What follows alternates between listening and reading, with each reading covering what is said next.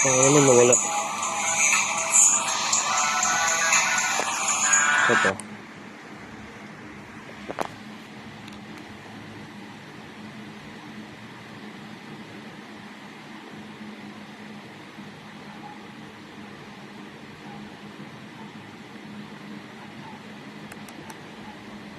Check nyo tong corner dito.